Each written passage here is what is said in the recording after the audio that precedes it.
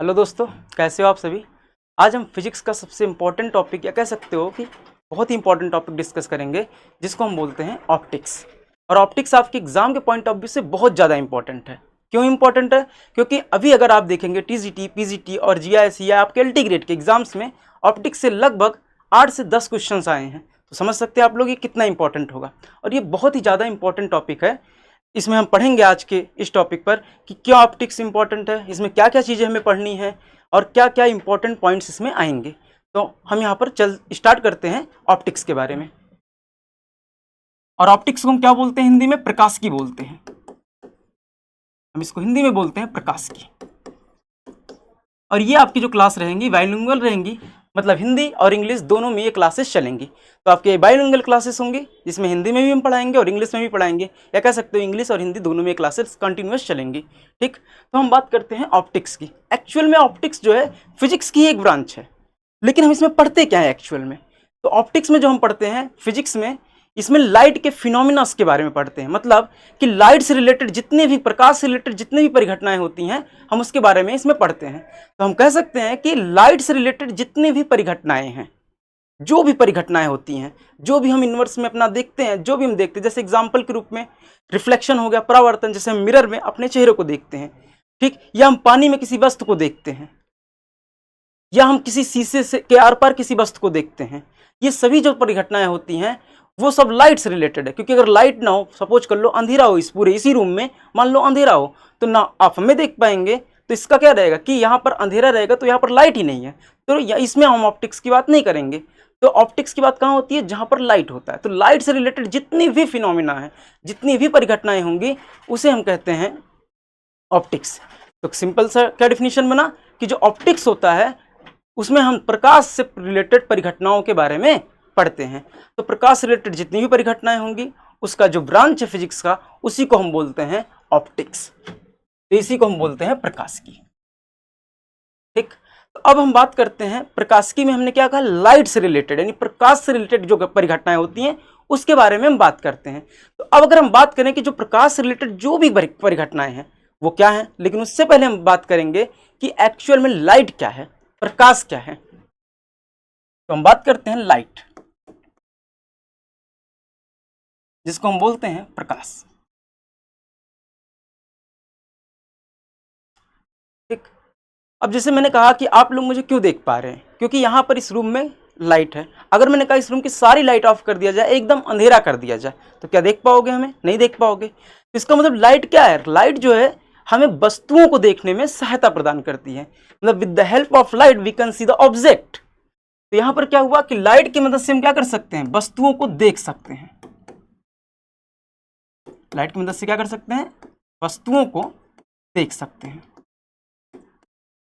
क्या देखा जा सकता है?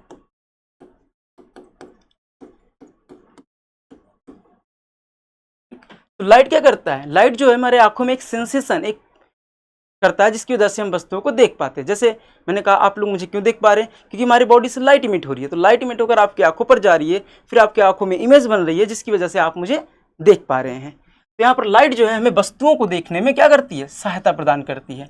लाइट की मदद से हम वस्तुओं को देख सकते हैं।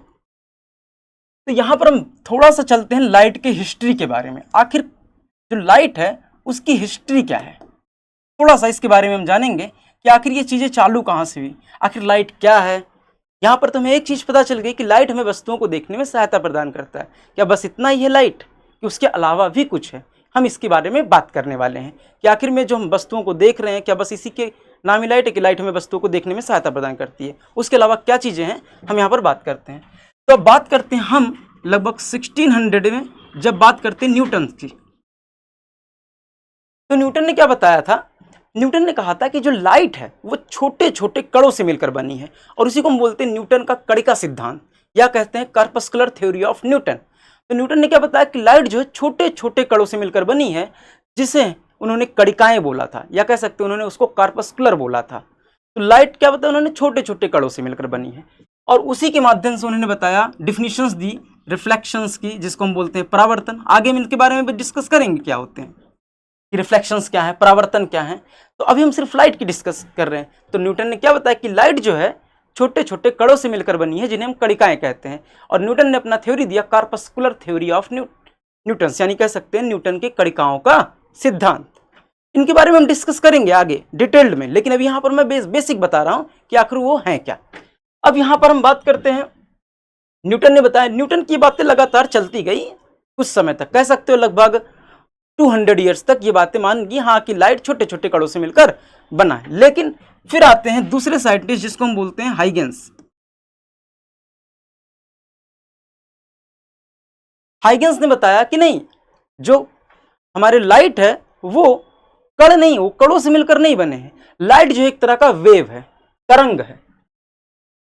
लाइट क्या है? लाइट जो है एक वेव है, तरंग है। ठीक, तो अगर हम यहां से थोड़ा सा इसको अच्छे से लिखें तो हम क्या कह सकते हैं कि जो लाइट है हमारा वो क्या है, वो उन्होंने बताया कि वो जो है छोटे छोटे पार्टिकल्स हैं, पार्टिकल्स हैं। किसने बताया? न्यूटन ने। तो न्यूटन ने बताया कि लाइट छोटे छोटे पार्टिकल्स हैं। तो लगभग मैंने कहा कि लगभग 200 ईयर्स तक यही बात मानी जाती रही कि हाँ ये बात सत्य है। लेकिन फिर आते हैं हाइगेंस, और हाइगेंस ने क्या कहा? हाइगेंस ने कहा कि जो लाइट है वो पार्टिकल्स नहीं है, वो क्या है? वेव है, मतलब तरंग है। जो हमारा प्रकाश है वो तरंग है। और इसको किसने कहा? हाइगेंस ने कहा। ठीक, इसको हाइगेंस ने कहा कि जो लाइट है हमारा वो क्या है? एक तरंग के रूप में व्यवहार करता है। अब बात करते हैं तरंग क्या है एक्चुअल में। उन्होंने बता तो दिया कि तरंग के रूप में व्यवहार करते हैं, बट तरंग है क्या? जैसे एग्जाम्पल के रूप में मान लो कि पानी है, एकदम काम वाटर, एकदम शांत जल है, और उसमें तुम पत्थर फेंकते हो। तो जैसे तुमने उस पानी में पत्थर फेंका तो देखोगे रिपल्स उठेंगे, मतलब उस पॉइंट से, उस सेंटर से धीरे धीरे धीरे धीरे कुछ तरंगे निकलेंगी, वहां पर रिपल्स होते हैं। तो वहां पर क्या हुए कि हमने जैसे ही पानी को डिस्टर्ब किया, उस पानी से कुछ वेव्स जैसा कुछ निकलने लगा, यानी कि कुछ वहां से तरंगे निकलने लगी जो सर्कुलर वे में निकलती हैं। या एग्जाम्पल और ले लो कि मान लो एक रस्सी है, रस्सी को हमने ऐसे उसको मूव कर दिया, तो रस्सी में क्या हुआ? एक अप डाउन जैसा मूवमेंट बन गया, तो वो भी रस्सी में उत्पन्न, उसी को बोलते हैं तरंगे हैं। ठीक, तो एक्चुअल में तरंग क्या है? तरंग जो है, वेव जो है, एक तरह का डिस्टरबेंस है।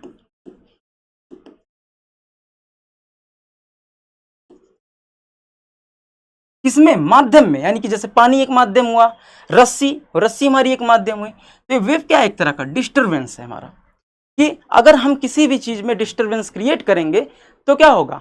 एक तरंग उत्पन्न होगी। जैसे एग्जाम्पल के रूप में मैं बोल रहा हूं, तो मैं जो बोल रहा हूं वो क्या हो रहा है? यहां पर अगर ध्यान से देखो मुझे, तो मैं जो बोल रहा हूं तो यहां पर एयर्स हैं। अब क्या होगा? जैसे मैंने बोला तो जो जैसे ही मैंने यहां पर एक वाइब्रेशन दिया तो वो एयर के मॉलिक्यूल्स से टकराए, फिर एयर के जो अगला मॉलिक्यूल्स वो उससे टकराए, ऐसे टकराते टकराते आपके जो कान के पर्दे हैं उस पर जाकर टकराते हैं और आपको हमारी आवाज सुनाई देती है। तो यहाँ पर क्या हुआ कि जो हमारा तरंग है वो एक तरह से यहाँ पर एयर में डिस्टर्बेंस पैदा कर रहा है, यानी कि हवा में एक डिस्टर्बेंस पैदा कर रहा है। सपोज कर लो हवा निकाल दिया जाए इस रूम से, तो क्या हमारी बातें सुनाई देंगी? नहीं सुनाई देंगी। क्यों? क्योंकि यहाँ पर कोई डिस्टर्बेंस क्रिएट नहीं होगा। तो वेव क्या है? एक डिस्टर्बेंस है जो किसको कैरी करता है? एनर्जी को कैरी करता है। क्या कैरी करता है? एनर्जी को वो कैरी करता है। तो जो हमारा वेव है वो एक डिस्टर्बेंस है जो एनर्जी को कैरी करता है। ठीक, ये डिस्टर्बेंस है, ये सी है। जो हमारा वेव है वो डिस्टर्बेंस है जो एनर्जी को क्या करता है? कैरी करता है। अगर हम बात करते हैं तो लाइट का मैंने क्या कहा कि न्यूटन ने कहा वो छोटे छोटे कणों से मिलकर बने, जिन्हें कणिकाएं कहते हैं। बाद में लाइट के बारे में हाइगेंस आए, उन्होंने कहा नहीं, लाइट जो है कणिकाओं से नहीं, कणों से नहीं मिलकर बने हैं, वो एक तरह के तरंगे हैं। जैसे मैंने बोला ना कि पानी में जो उत्पन्न तरंगे होती हैं, या मैंने एक रस्सी को किया, या मैं जो बोल रहा हूँ उस वाइब्रेशन से उत्पन्न जो तरंगे होती हैं, तो लाइट भी उसी तरह का एक तरंग है। ठीक, तो इसके बारे में बताया गया। लेकिन बात फिर आती है कि जैसे हम बात करते हैं सूर्य से लाइट जो है हम तक आती है, लेकिन सूर्य और अर्थ के बीच में बहुत इतना बड़ा जगह है जहां पर निर्वात है, मतलब जहां पर हवा है ही नहीं। तो जब वहां हवा ही नहीं है तो लाइट जो है ट्रेवल कर रही है, जबकि किसी भी तरंग को चलने के लिए एक माध्यम चाहिए। जैसे मेरे आवाज को चलने के लिए एयर चाहिए। अगर मैं को पानी के अंदर में होकर बोल रहा हूं तो वहां पर भी हमारी साउंड चलेगी, उसकी कुछ अलग स्पीड रहेगी। अगर मान लो मैं एग्जाम्पल के रूप में कहता हूं कि रस्सी है, अब रस्सी के अलावा मैं कोई और दूसरा मेटल ले लूँ या कोई मेटल ले लूँ और उसमें मैं तरंगे उत्पन्न करता हूँ, या एग्जाम्पल के रूप में जैसे मेरे हाथ है, मैंने इसको ऐसे किया तो इसमें जो तरंगे उत्पन्न हो रही हैं तो सबके लिए अलग अलग, यानी कि किसी न किसी तरंग को चलने के लिए माध्यम की आवश्यकता होती है। लेकिन बात यह आया कि जो लाइट है वो सूर्य से हम तक तो आ रही है, लेकिन बीच में निर्वात है, मतलब बीच में कुछ भी नहीं है, पूरा खाली स्थान है, स्पेस है एकदम, तो वहां लाइट कैसे चल रही है? जबकि लाइट तरंग है, तो तरंग को चलने के लिए क्या होता है? एक माध्यम चाहिए, लेकिन ऐसा तो पॉसिबल ही नहीं है यहाँ पर। तो जो हमारा लाइट है उसको चलने के लिए माध्यम की जरूरत पड़ेगी, क्यों? क्योंकि वो तरंग है, हाइगेंस ने बताया। तो ऐसा, अब यहाँ पर जो तरंग है तो क्या है? हमारा वैक्यूम, जो निर्वात है, स्पेस है। तो वैक्यूम में ना तो कुछ हवा है, ना कोई मटेरियल है, कुछ भी नहीं है, तो लाइट कैसे चल रही है? फिर यहां पर आते हैं साइंटिस्ट और वो कहते हैं कि जो वेव चलती है, जो लाइट वेव की तरह चल रही है, वो एक माध्यम है। और कैसा माध्यम? काल्पनिक माध्यम, जिसको उन्होंने नाम दिया ईथर। उस काल्पनिक माध्यम को क्या नाम दिया? ईथर। कि लाइट जो है ईथर में चल रही है। लेकिन बाद में ये भी गलत हो गया कि नहीं, लाइट किसी ऐसे माध्यम में नहीं ट्रेवल करती, ठीक। और लाइट की स्पीड जो है, एक साइंटिस्ट थे, उनका नाम था माइकलसन मोरले, ठीक। यहां पर ये वैक्यूम है, लाइट जो है यहां पर क्या था? Michelson Morley, Michelson Morley. तो माइकलसन मोरले ने क्या बताया कि जो लाइट है उसकी एक स्पीड होती है निर्वात में, और वो स्पीड कितनी होती है? 3 × 10⁸ मीटर पर सेकेंड। लेकिन किसमें? इसकी जो स्पीड है ये वैक्यूम में है। जो लाइट की स्पीड है वो किसमें है? 3 × 10⁸ मीटर पर सेकेंड वैक्यूम में है। और ये किसने बताया था? इसको कैलकुलेट किया था माइकलसन मोरले ने। अगर मैं और एग्जैक्ट वैल्यू की बात करूं लाइट की स्पीड की, तो वो लगभग होती है 299, 792, 458 मीटर पर सेकेंड। किसमें? निर्वात में, यानी कि वैक्यूम में। ये लाइट की स्पीड होती है।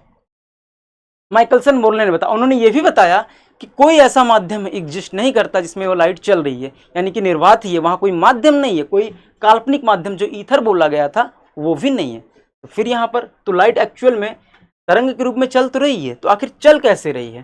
फिर आते हैं मैक्सवेल। कौन से? मैक्सवेल। तो मैक्सवेल ने बताया कि जो लाइट है वो तरंग तो है, लेकिन कैसा तरंग है? लाइट वो एक इलेक्ट्रोमैग्नेटिक वेव है। ऐसा वेव है इलेक्ट्रोमैग्नेटिक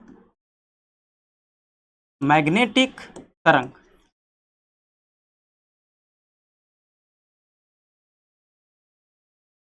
अगर इसकी हिंदी की बात करें तो ये है वैद्युत चुंबकीय तरंग। तो जो हमारी लाइट है वो क्या है? वैद्युत चुंबकीय तरंग है। किसने बताया इसको? मैक्सवेल ने बताया कि जो लाइट है वो तरंग तो है, लेकिन वो इलेक्ट्रोमैग्नेटिक रेडिएशन है, मतलब वैद्युत चुंबकीय तरंग है। अगर हम बात करें वैद्युत चुंबकीय तरंग तो क्या होगा? थोड़ा ध्यान से समझना। जैसे मान लो ये हमारा एक्स एक्सिस है, ये मान लेते हैं हमारा वाई एक्सिस है, और ये मान लेते हैं हमारा जेड एक्सिस है। तो वैद्युत और चुंबकीय यानी कि दोनों क्षेत्र उत्पन्न हो गए। मान लो यहाँ पर ये इस तरह से ये कुछ हमारा चुंबकीय क्षेत्र है, और मान लो इस डायरेक्शन में, जेड डायरेक्शन में कौन सा क्षेत्र है? चुंबकीय क्षेत्र। और एक्स डायरेक्शन में मान लेते हैं, ठीक, ये हमारा इलेक्ट्रिक है। अब होगा क्या कि चुंबकीय क्षेत्र जो है ऑक्सीलेट करेगा, इसी तरह से इलेक्ट्रिक फील्ड, यहाँ फिर चुंबकीय क्षेत्र इधर, यहाँ पर इलेक्ट्रिक फील्ड, यहाँ पर फिर चुंबकीय क्षेत्र, फिर यहाँ पर इलेक्ट्रिक फील्ड। इस तरह से क्या होगा? ऑक्सीलेशन होगा। तो क्या होगा? ऐसे चुंबकीय क्षेत्र ऑक्सीलेट कर रहा है, और इसके लंबवत कौन सा ऑक्सीलेट कर रहा है? हमारा इसके लंबवत। मान लो चुंबकीय क्षेत्र ऐसे, और ये जो लंबवत है इस तरह से, और इन दोनों की वजह से हमारा जो वेव बन रहा है वो आगे की ओर बढ़ता हुआ जा रहा है। तो यहाँ पर क्या होगा? जैसे यहाँ पर मैंने कहा कि मान लो ये चुंबकीय क्षेत्र, और ये यहाँ पर ध्यान दो तो वैद्युत क्षेत्र। अब ध्यान से देखो, जब चुंबकीय क्षेत्र छोटा है तो वैद्युत क्षेत्र बड़ा है, जब चुंबकीय क्षेत्र बड़ा है तो वैद्युत क्षेत्र क्या छोटा है। मान लो ये हमारा वैद्युत क्षेत्र है, अब क्या होता है वैद्युत क्षेत्र, चुंबकीय क्षेत्र, पढ़ोगे ये सभी आगे। यहाँ पर ये क्या है, हमारा वैद्युत क्षेत्र और ये हमारा क्या है, चुंबकीय क्षेत्र है। तो जब ये ऑक्सीलेशन करते हैं तो हमारा यहाँ पर ये वेव आगे की ओर बढ़ता हुआ ऐसे जा रहा है, और इसी को हम बोलते हैं लाइट की डायरेक्शन, लाइट्स डायरेक्शन, यानी कि लाइट जो है इस दिशा में आगे की ओर क्या हो रहा है, बढ़ रहा है। और कितनी स्पीड से, अगर वैक्यूम है तो 3 × 10⁸ मीटर पर सेकेंड की स्पीड से ये आगे की ओर लगातार कॉन्टिन्यूअस बढ़ता हुआ जा रहा है। तो जब भी हम यहाँ पर बात कर रहे हैं इलेक्ट्रोमैग्नेटिक रेडिएशन की, तो इलेक्ट्रिक और मैग्नेटिक फील्ड आपस में ऑक्सीलेट करते हैं और एक दूसरे के लंबवत है। ध्यान से देखना, वैद्युत क्षेत्र जेड डायरेक्शन में है और जो हमारा इलेक्ट्रिक फील्ड यानी कि ये हमारा वैद्युत क्षेत्र ये हमारा एक्स डायरेक्शन में, हमारा जो चुंबकीय क्षेत्र बी ये जेड डायरेक्शन में। किस डायरेक्शन में चुंबकीय क्षेत्र, जेड डायरेक्शन, और जो इलेक्ट्रिक फील्ड है वो हमारा एक्स डायरेक्शन। और जो लाइट की डायरेक्शन है ये आपस में ऑक्सीलेट करते हुए जा रहे हैं, और जो लाइट की डायरेक्शन है वो किस डायरेक्शन में, वाई डायरेक्शन में है। ठीक, तो यहां पर क्या हुआ कि मैक्सवेल ने बताया कि लाइट वेव है, वो बात तो सही है, लेकिन कैसा वेव है ये, लाइट जो है हमारा इलेक्ट्रोमैग्नेटिक वेव है, यानी कि वैद्युत चुंबकीय तरंग है। और लाइट जो है निर्वात में चल रहा है, तो उसके लिए किसी माध्यम की जरूरत नहीं है। क्यों, क्योंकि वैद्युत क्षेत्र और चुंबकीय क्षेत्र आपस में क्या कर रहे हैं, ऑक्सीलेट कर रहे हैं एक दूसरे के लंबवत। जैसे ये मान लो ऐसे ऑक्सीलेट कर रहा है और ये ऐसे ऑक्सीलेट कर रहा है, मतलब ये इस तरह से, ये इस तरह से 90 डिग्री है, ये देखो ये 90 डिग्री, और ये इस तरह से ऑक्सीलेट करते हुए आगे की ओर क्या हो रहे हैं, बढ़ रहे हैं। ये इस डायरेक्शन में है और ये हमारा किस डायरेक्शन में, इस डायरेक्शन में है।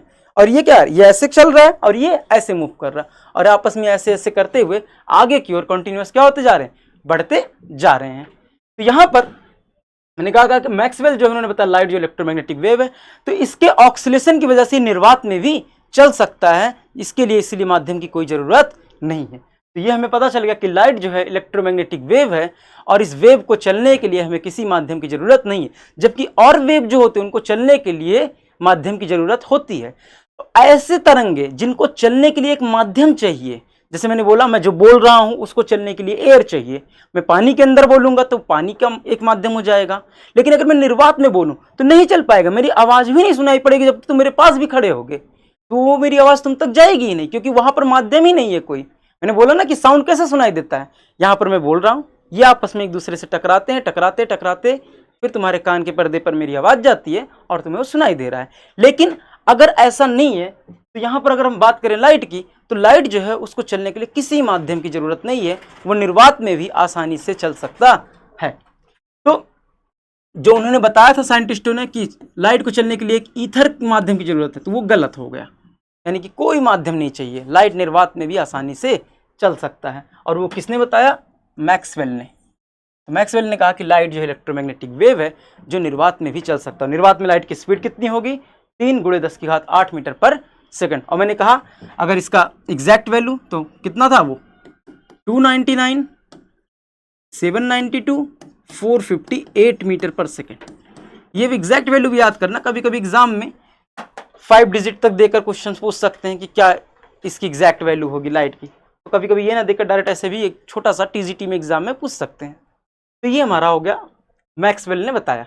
तो अभी तक हमने क्या क्या पढ़ा कि जो लाइट है पार्टिकल्स है, न्यूटन ने बताया, ये बातें फिर गलत हो गई। फिर लाइट जो है वेव है, हाइगेंस ने बताया, उन्होंने कहा उसको चलने के लिए एक माध्यम की आवश्यकता है, एक काल्पनिक माध्यम जो कि ईथर है। फिर हमने कहा कि जो वेव क्या होता है, वेव जो है डिस्टर्बेंस होता है, किसी भी माध्यम में क्या है वो एक डिस्टर्बेंस है, एक वहां पर हम डिस्टर्ब क्रिएट करेंगे उसको, वहां पर जैसे मैंने कहा ना शांत जल में एक पत्थर फेंक दो, तो वहां पर क्या हुआ, एक हमने शांत जल को डिस्टर्ब कर दिया, तो वहां पर वो एक रिपल्स उठेंगे जो कि किनारों तक जाएंगे, जितना स्पीड में रहेगा उतना ज़्यादा रिपल्स उठेंगे, यानी कि तरंगे उतनी स्पीड में चलेंगी। तो और वो क्या कैरी करता है, एनर्जी कैरी करता है, यानी कि जो तरंग है वो एक डिस्टर्बेंस है जो एनर्जी को एक जगह से दूसरे जगह तक ट्रांसफर करते हुए चलता रहता है। और फिर माइकलसन मोरले आए, उन्होंने कहा कि लाइट की स्पीड इतनी होती है, इनका एक्सपेरिमेंट बहुत फेमस है, इनके बारे में हम आगे पढ़ेंगे भी। माइकलसन मोरले आए, उन्होंने कहा कि लाइट की स्पीड इतनी होती, कहाँ पर, वैक्यूम में।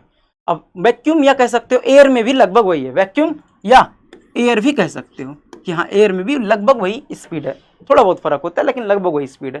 फिर हमने क्या पढ़ा आगे कि जो मैक्सवेल है उन्होंने कहा लाइट जो इलेक्ट्रोमैग्नेटिक वेव है, वैद्युत चुंबकीय तरंग है।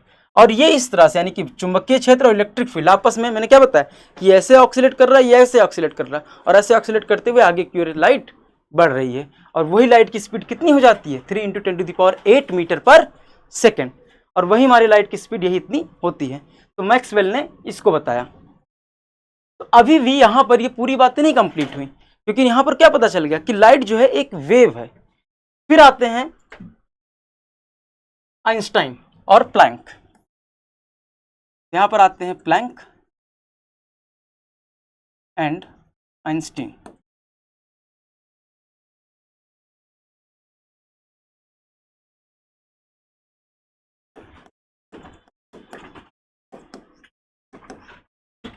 कौन आते हैं, प्लैंक और आइंस्टीन। यहाँ पर जो प्लैंक हैं और आइंस्टीन हैं, इन्होंने क्या बताया, इन्होंने कहा, प्लैंक ने अपनी एक थ्योरी दी थी और उसी के आधार पर बताया गया कि जो लाइट है वो पार्टिकल से ही बना है। लाइट जो है छोटे छोटे पार्टिकल से मिलकर बने हैं, या कह सकते हैं छोटे छोटे एक एनर्जी के पैकेट से मिलकर बने हैं। मतलब एक छोटे छोटे एनर्जी के पैकेट्स हैं। जैसे सपोज कर लो कि हमारे पास कोई बंडल है लकड़ियों का, और उसमें एक एक छोटी पतली पतली लकड़ियां हैं, उनसे मिलकर एक पूरा बंडल बन गया। तो वैसे ही समझो कि जो लाइट है वो छोटे छोटे कणों से, यानी कि छोटे छोटे पार्टिकल से मिलकर बना है, जिसमें से हर एक पार्टिकल की कुछ ना कुछ एनर्जी होती है। अब वो एनर्जी कितनी होती है इसको हम आगे डिस्कस करेंगे, लेकिन अभी इतना समझो कि जो लाइट है वो छोटे छोटे कणों से मिलकर क्या है, बना है, और उसी कण को हम बोलते हैं फोटॉन। उस कण को क्या बोला जाता है, फोटॉन, या उसी का एक नाम दिया गया क्वांटा।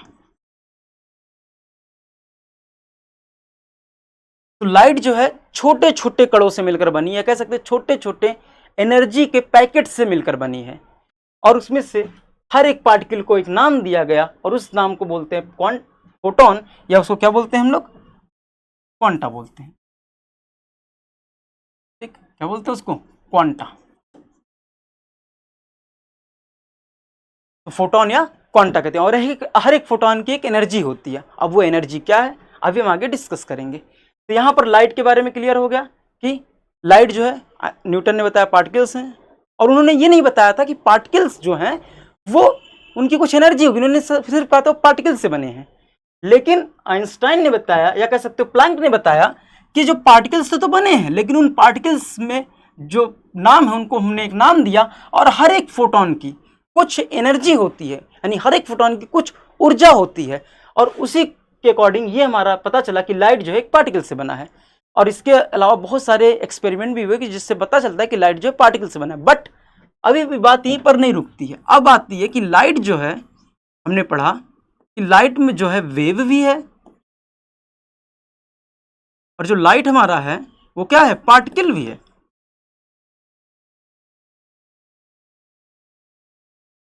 पार्टिकल्स का मतलब यहाँ पर किसकी हम बात कर रहे हैं, छोटे छोटे पैकेटों से जो मिलकर बना है। आइंस्टाइन ने जो बताया, या कह सकते हो जो प्लैंक ने बताया, कि फोटॉन या क्वांटा जिसको हम बोलते हैं।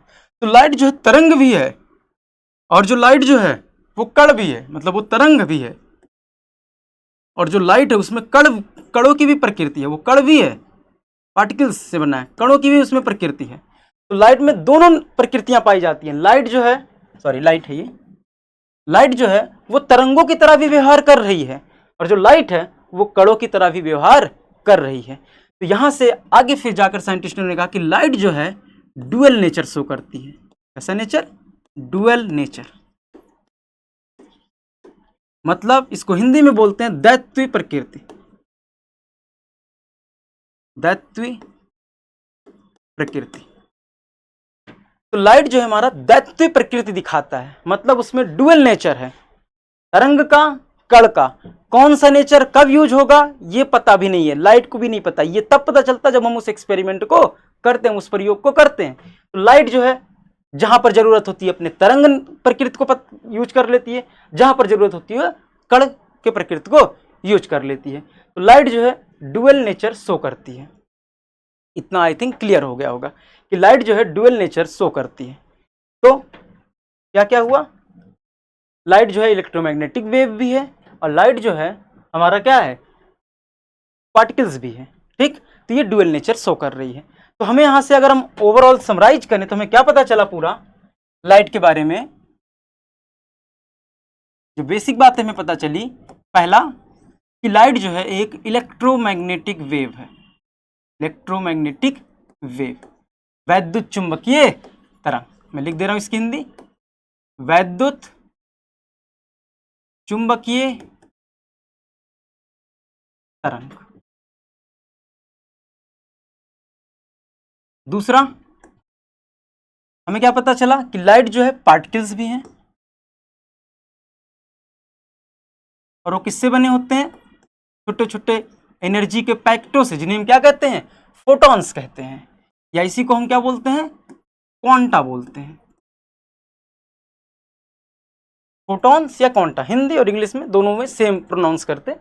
पार्टिकल्स जो है पार्टिकल्स से बने हैं, जिन्हें हम फोटॉन्स या क्वांटा कहते हैं। तीसरा क्या हमें पता चला कि जो लाइट होती है उसकी जो स्पीड होती है वो 3 × 10⁸ मीटर पर सेकेंड होती है। फोर्थ हमें क्या पता चला लाइट के बारे में कि लाइट जो है, लाइट कैन ट्रेवल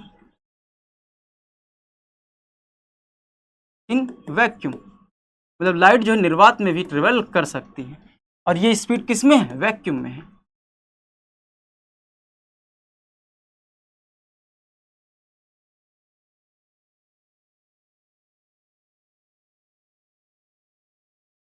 ये स्पीड किस में है इसकी, वैक्यूम में। यहाँ पर लाइट जो है, हमें यहाँ पर मेन इसके 4 प्रॉपर्टीज पता चली कि लाइट जो इलेक्ट्रोमैग्नेटिक वेव है, लाइट जो है हमारा पार्टिकल्स नेचर भी शो करता है, जिसमें यानी कणों की प्रकृति भी शो करता है, जिसको हम फोटॉन्स या क्वांटा कहते हैं, ठीक। और यहाँ से हमें क्या पता चल गया कि जो लाइट है वो डुअल नेचर शो करता है, ठीक, यानी कि light shows dual nature. Dual nature, dual nature को क्या बोलते हैं, यानी कि लाइट जो है दैत्य प्रकृति भी दिखाता है, तो क्या बोलते हैं, दैत्य प्रकृति, दैत्य प्रकृति। तो लाइट जो है हमारा, ये हमें 5 पॉइंट इंपॉर्टेंट है लाइट के बारे में। और एक और पॉइंट इंक्लूड कर सकते हो कि लाइट जो है, light help us to see object, ठीक, मतलब प्रकाश हमें वस्तुओं को देखने में सहायता भी प्रदान करता है। तो पहला क्या हुआ, लाइट जो है वैद्युत चुंबकीय तरंग है, लाइट छोटे छोटे ऊर्जा के पैकेटों से बना है, जिसको हम फोटॉन्स कहते हैं या क्वांटा कहते हैं, और एक फोटॉन की एक एनर्जी होती है, वो क्या होती है अभी हम यहाँ नहीं बात करेंगे क्योंकि बहुत सारी चीजें भी नहीं जानते हो। और यहाँ पर ये चूंकि इंट्रोडक्शन है एक तरह से तुम्हारा, यहाँ पर लाइट की जो स्पीड कितनी होती है, 3 × 10⁸ मीटर पर सेकेंड, कहाँ पर, वैक्यूम में, या एयर भी कह सकते हो। वैक्यूम या एयर में भी लगभग सेम होती है, थोड़ा सा फर्क होता है, लगभग हम सेम मान लेते हैं। लाइट जो है वो किस में ट्रेवल करती है, वैक्यूम में भी ट्रेवल कर सकती है, मतलब मीडियम में तो करेगी, माध्यम में तो करेगी, लेकिन वो वैक्यूम में भी ट्रेवल कर सकती है। Light can travel in vacuum, also भी लिख सकते हो कि वी, यहाँ वो वैक्यूम में ट्रेवल आसानी से कर सकती है। फिर लाइट जो है डुअल नेचर दिखाती है, कौन सा डुअल नेचर, कि वो वेव भी है और वो पार्टिकल्स भी है। डुअल नेचर का मतलब क्या हुआ, बोथ वेव्स भी है एंड वो क्या है, पार्टिकल्स भी है। ये डुअल नेचर शो कर रही है। फिर हमें नेक्स्ट पॉइंट का पता चला कि light help us to see object, यानी कि लाइट की मदद से ही हम वस्तुओं को क्या कर सकते हैं, देख सकते हैं। ये हमारे 6 इंपॉर्टेंट पॉइंट हैं लाइट के बारे में, ठीक। आई थिंक ये क्लियर है। तो ये जो है हमारे पास ये 6 इंपॉर्टेंट पॉइंट्स हैं। जो भी डाउट होगा कमेंट में बोल दीजिएगा आप लोग, हम नेक्स्ट क्लास में उस डाउट्स को ले लेंगे, ठीक। तो ये हमारे, तो अभी हमने यहाँ पर सिर्फ और सिर्फ किसके बारे में पढ़ा है, लाइट्स के बारे में पढ़ा है। लेकिन अब हम आते हैं तरंग पर,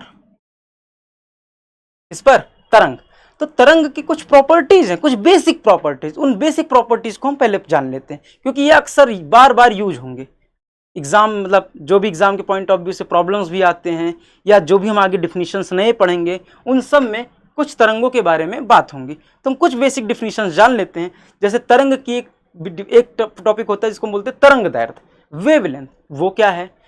आवृत्ति एक होता है, वो क्या है। आवर्तकाल होता है जिसको हम टाइम पीरियड कहते हैं, वो क्या है। तरंग का एक एम्पलीट्यूड होता है जिसको हम बोलते हैं आयाम, वो क्या है। तो हम इन सारी चीजों के बारे में पढ़ने वाले हैं कि आखिर ये सारी चीजें हैं क्या। तो ये बेसिक डिफिनीशन है कि तरंग के बारे में हम यहां पढ़ेंगे। यहां पर बात करते हैं वेव की। तरंग की। ठीक,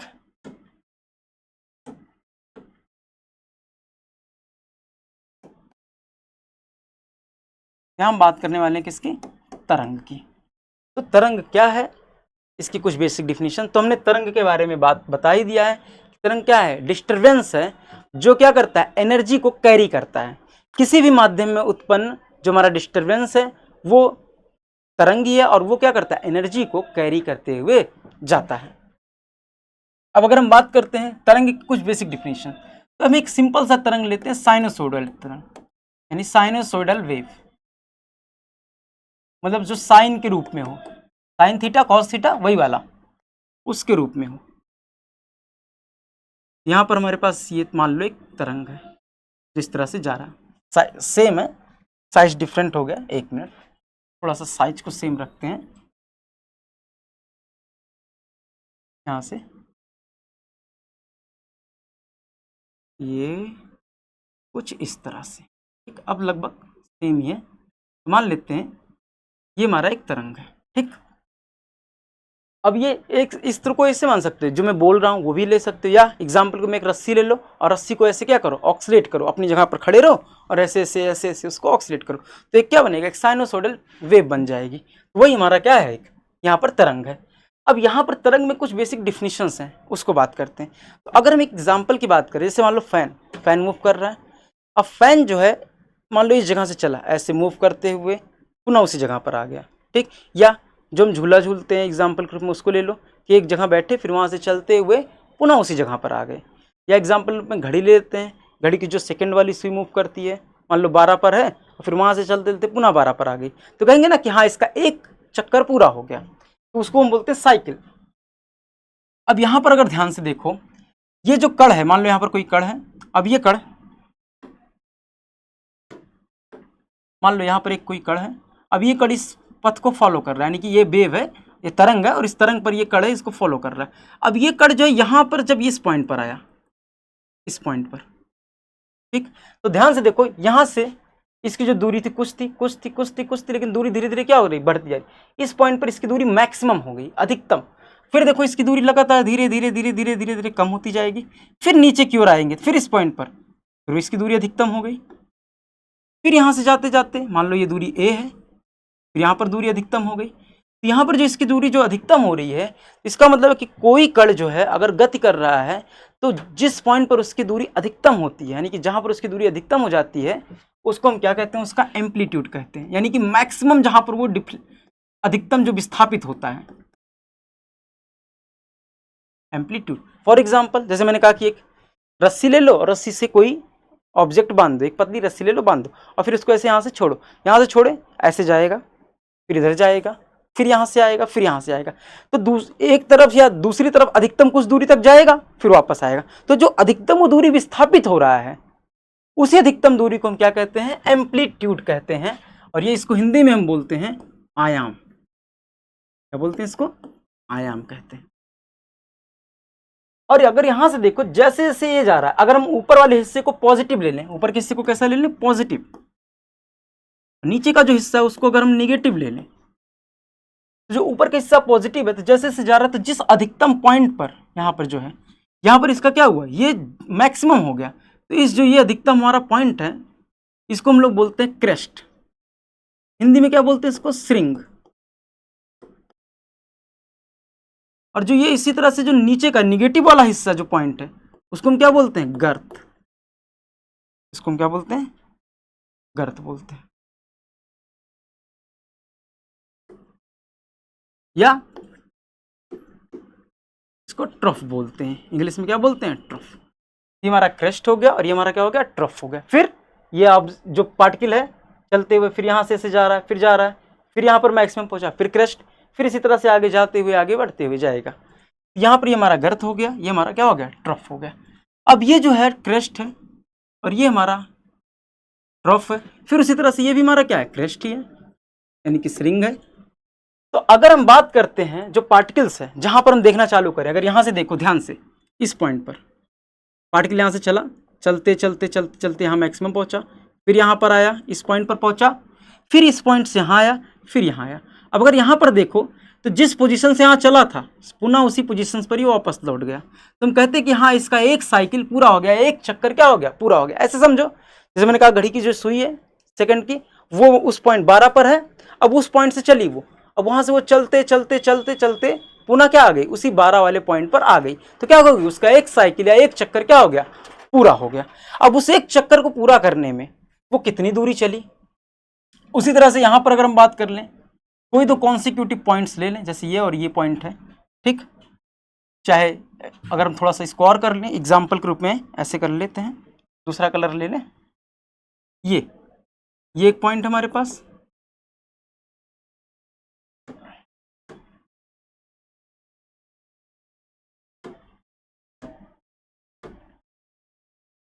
ये, और यहां से ये भी जो क्रेस्ट है ये पॉइंट, ठीक।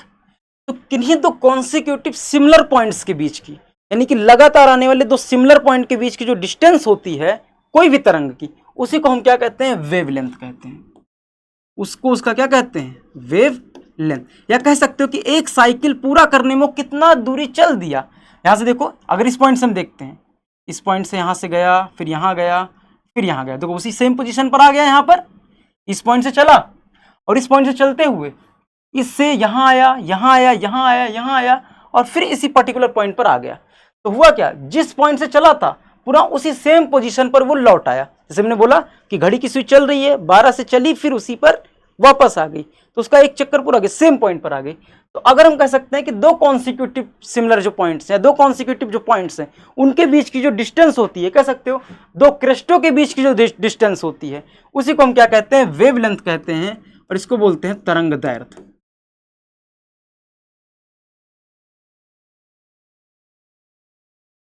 और इसको किससे लिखते हैं, लैम्डा से लिखते हैं। इसको पढ़ते क्या है, लैम्डा, लैम्डा, ठीक। तो ये हमारा वेवलेंथ है, ये इसी को हम बोलते हैं तरंग दैर्ध्य हिंदी में, और इसको हम किससे डिनोट करते हैं, लैम्डा से। तो समझ में आ गया इतना बात कि जो अधिकतम विस्थापित होता है, जैसे एग्जांपल के रूप में जो मैंने कहा ना कि यहाँ मान लो हमने एक रस्सी बांध दिया, इमेजिन करो कि ये रस्सी है और यहाँ से एक मैंने कुछ बांध दिया, यहाँ से इसको हमने यहाँ किया, अब यहाँ से ये चला, इस पॉइंट पर आया, फिर इधर चला, फिर इस पॉइंट से यहाँ नीचे आया, फिर इस पॉइंट एक तरफ गया। तो एक तरफ वो जितना अधिक विस्थापित हो सकता है किसी एक तरफ, चाहे इस तरफ भी ले लो चाहे इस तरफ में, जितना अधिक विस्थापित होगा उसी को हम क्या बोलेंगे, आयाम बोलेंगे। और उसके बाद क्या होगा, किन्हीं दो क्रेस्टों के बीच की, या कह सकते हो किन्हीं दो, इस पॉइंट से इस पॉइंट तक जो सेम पॉइंट फिर से आ जाए, वो जितनी दूरी तय करता है, या किन्हीं दो क्रेस्टों के बीच की जो दूरी होती है, उसी को हम क्या कहते हैं, वेवलेंथ कहते हैं, या तरंग दैर्ध्य कहते हैं। ठीक है, क्लियर हो गया। ठीक है, अब दूसरा एक पॉइंट होता है फ्रीक्वेंसी, आवृत्ति। क्या होता है वो, जैसे मैंने कहा कि मान लो फैन है या घड़ी की सुई है, वो चल रही, क्योंकि घड़ी की सुई देखना आसान है, सबके पास घड़ी होगी, देख सकते हो, या फैन ही देख लो, फैन जो चल रहा है एक पॉइंट से चला, फिर घूमते घूमते घूमते घूमते उस दूसरे पॉइंट पर आ गया, अब यहां से चला और फिर यहीं तक आ गया, तो क्या हुआ, पूरा एक चक्कर पूरा कर लिया उसने। तो एक चक्कर पूरा करने में जो काम होता है उसको हम बोलते हैं उसका आवर्तकाल, टाइम पीरियड। तो कोई भी तरंग एक चक्कर, जैसे यहां पर केस देखो, यहां से चला और यहां से चलते चलते चलते चलते चलते पुनः इसी पॉइंट पर आ गया, फिर से सेम सिमिलर पॉइंट पर आ गया, तो उसने अपना एक चक्कर क्या किया, पूरा कर लिया। तो अगर कोई भी कण एक चक्कर पूरा करता है और एक चक्कर पूरा करने में जो समय लेता है, उसी को हम उसका क्या कहते हैं, आवर्तकाल कहते हैं, टाइम पीरियड। तो टाइम पीरियड हमारा क्या हुआ,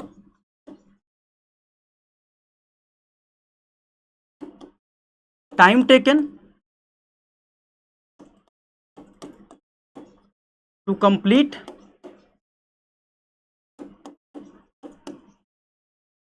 वन साइकिल, साइकिल मतलब चक्कर, तो एक चक्कर पूरा करने में जो टाइम लिया जाता है, कौन टाइम लेगा यहां पर, वेव, क्योंकि हम बात किसकी कर रहे हैं, तरंग की। तो तरंग जो एक टाइम लेता है एक चक्कर पूरा करने में, उसी को हम क्या कहते हैं, उसी को हम नाम देते हैं टाइम पीरियड। और टाइम पीरियड है, समय है, तो उसको हम लिखते हैं कैपिटल टी से, और इस समय जो रहेगा इसका मात्रक क्या हो जाएगा हमारा, सेकंड। हिंदी में लिखना हो हिंदी में लिख सकते हो कि एक चक्कर पूरा करने में लिया गया जो समय है उसी को हम आवर्तकाल कहते हैं। क्या कहते हैं, आवर्तकाल।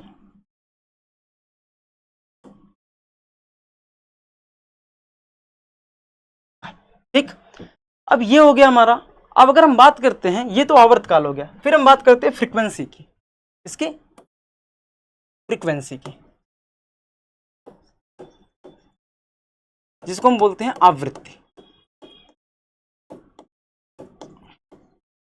फ्रीक्वेंसी क्या होता है, मैंने बोला कि मान लो तुमने घड़ी देखा 1 सेकंड, और 1 सेकंड में फैन तुम्हारा कितना मूव कर गया, 1 सेकंड में फैन तुम्हारा कितना मूव कर गया, तो क्या हो गया कि पर मिनट या 1 सेकंड में किसी भी तरंग द्वारा जो चक्कर लगाया जाता है, यानी कि जो चक्कर कह सकते हैं या जो साइकिल रिपीट किया, मान लो यही वेव है, यहाँ से यहाँ तक इसका एक साइकिल पूरा हुआ, और मान लो 1 सेकंड में ये पुनः यहाँ से यहाँ तक गई, फिर चलिए आगे बढ़ती चली गई, तो इस तरह से इसका साइकिल क्या हो रहा है, लगातार रिपीट हो रहा है। तो 1 सेकंड में जितने चक्कर लगा लेगी वो क्या हो जाता है हमारा, उसी को हम बोलते हैं आवृत्ति। तो 1 सेकंड में जो लगाया गया चक्कर होता है वही हमारा आवृत्ति कहलाता है। और आवृत्ति को हम लिखते हैं एफ से, या इसी को न्यू से भी लिखते हैं, एफ या न्यू। और ये क्या होता है 1/t, यानी आवर्तकाल का व्युत्क्रम होता है, आवर्तकाल का अपोजिट होता है।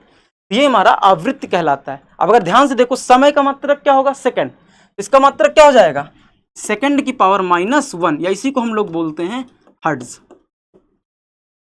अगर कभी बल्ब खरीदो तो उसमें लिखा रहता है 50 हर्ट्ज, 60 हर्ट्ज या 100 हर्ट्ज। 100 हर्ट्ज अगर मान लो किसी बल्ब में लिखा तो उसका मतलब क्या है कि वो बल्ब 1 सेकंड में 100 बार जलता है और 100 बार बुझता है। भाई एक बार जलना एक बार बुझना, एक साइकिल तो 100 बार जलना और 100 बार बुझना होता है, लेकिन वो इतनी तीव्र गति से होता है कि हमारी आंखें उसको परसीव नहीं कर पाती, देख नहीं पाती, इसलिए हमें लगता है वो लगातार जल ही रहा है। ठीक, ये बहुत तेज कोई फैन चल रहा है तो हमें लगता है वो एकदम मूव ही नहीं कर रहा है, एकदम वहीं पर रुका हुआ है। तो ये स्पीड होती है, तुम्हारी आंखें कुछ ही चक्कर सेकंड पर देख सकती हैं। तो यहाँ पर जो हमारी आवृत्ति हुई वो क्या हुई, उसको हम एफ से या न्यू से लिखते हैं, इसको न्यू पढ़ते हैं, एफ या न्यू। और ये जो होती है 1 क्या होती है, टी होती है, और इसका मात्रक क्या है, सेकंड की पावर -1, या क्या बोलते हैं उसको, हर्ट्ज कहते हैं हम। ठीक, तो ये आवृत्ति जो होती है इसका व्युत्क्रम होती है। अच्छा, अगर मान लो वेव चल रही, किधर जा रही है, इधर की ओर जा रही है, तो कुछ स्पीड होगी इसकी, मान लेते हैं इसकी स्पीड कितनी है, v है। तो अगर हम स्पीड निकालें तो जानते हैं स्पीड क्या होती है, डिस्टेंस अपॉन टाइम। चलो लिखते हैं, स्पीड जो होती है हमारी v, डिस्टेंस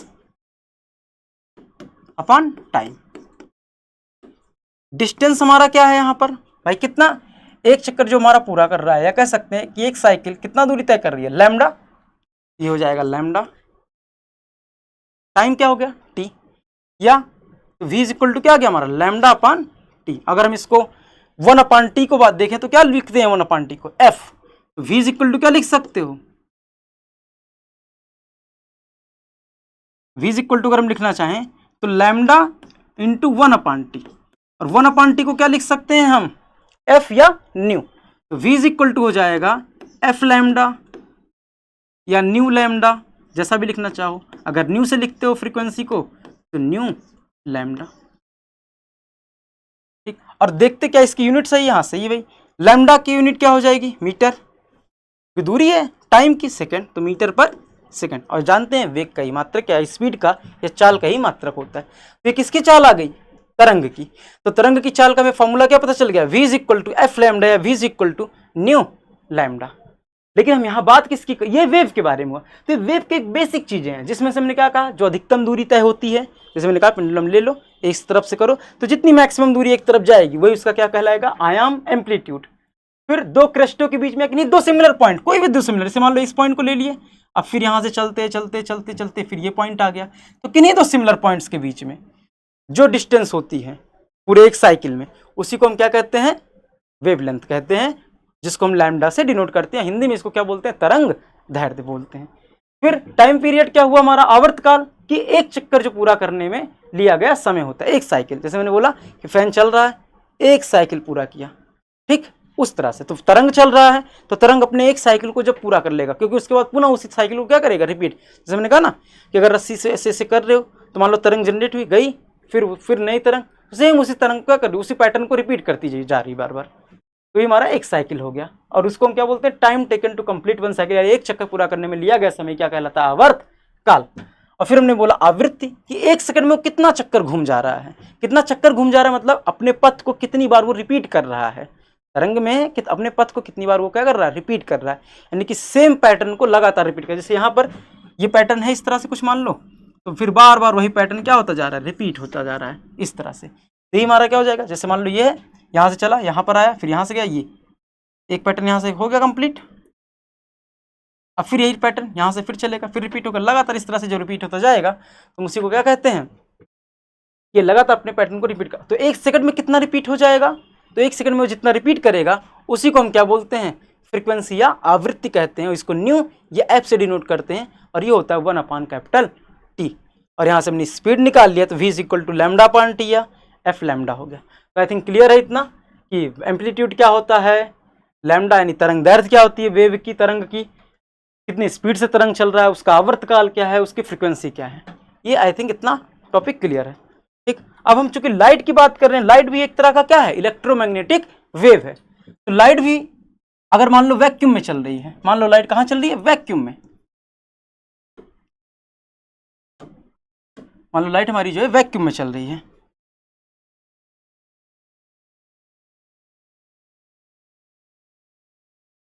तो अगर लाइट जो वैक्यूम में मूव कर रही है तो वैक्यूम में कितनी स्पीड होती है, सी, हमने क्या पढ़ा, वेव की speed v is equal to f lambda, या अगर न्यू से डिनोट करोगे तो न्यू लैम्डा, तो c इज इक्वल टू क्या आ जाएगा, न्यू इंटू लैम्डा। ठीक, c इज इक्वल टू कितना आ जाएगा, न्यू इंटू लैम्डा। ये हमारा हो गया कि हमारा कितना फ्रिक्वेंसी या कितना सब कुछ आएगा। तो यहाँ पर हम इसके बाद में कैलकुलेट कर सकते हैं।